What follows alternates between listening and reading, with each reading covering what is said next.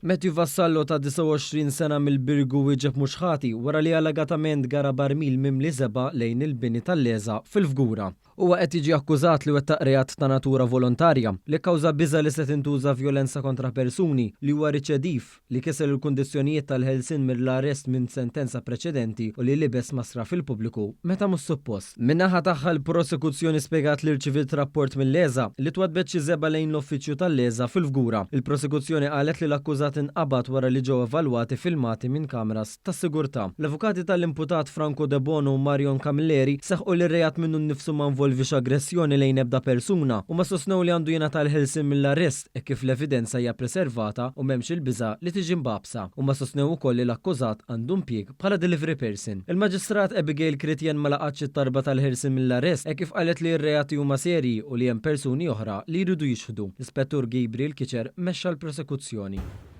Raġel ta' 41 sena mill-Belt Valletta u li jismu ma jistax ix-xandar fuq ordni tal-qorti baqa' jinżamm arrestat wara li tressaq il-qorti akkużat li mess lill-impjega tiegħu li kellha 16-il sena. L-allegat każ seħħ kmieni s-sibt filgħodu huwa wieġeb mhux ħati. L-ispetturi tal-prosekuzzjoni Danica Vella u Daryl Burch flimkien mal-avukat mill-Uffiċċju tal-Avukat Ġenerali ipprosekwixxew. L-avukat tad-difiża Franco De Bono, Marion Camilleri u Jose Herrera spjegaw kif ir-rapport mill-allegat vittma seħħ wara li ġiet ikkonfrontata mill-imputat dwar flus nieqsa mill-kaxxa li jinżammu l-flus ġewwa l-istabbiliment li kienet taħdem fih u li l-imputat huwa s-sitt tiegħu. Għalhekk tennew li jista' jkun il-każ li hemm element ta' tpattija fil-konfront tal-imputat li għandu kondotta nadifa. Għalhekk id-difiża talbet għall-ħelsien mill-arrest. Madankollu l-prosekuzzjoni oġġezzjonata għal din it-talba minħabba r-riskju li l-imputat jista' jkellem l-allegat vittma. Min-naħa tagħha d-difiża saħqet li r-raġel għandu familja kif ukoll xogħol u wissew lil qorti fuq il-konsegwenza li wieħed jinżamm arrestat, speċjalment jekk l-imputat jinstab mhux ħati. Wara li semat l-argumentazzjonijiet miż-żewġ partijiet, il-Maġistrat ċaħdet it-talba tal-ħelsien mill-arrest u ordnat diffijiet fuq l-ismijiet tal-persuni involuti.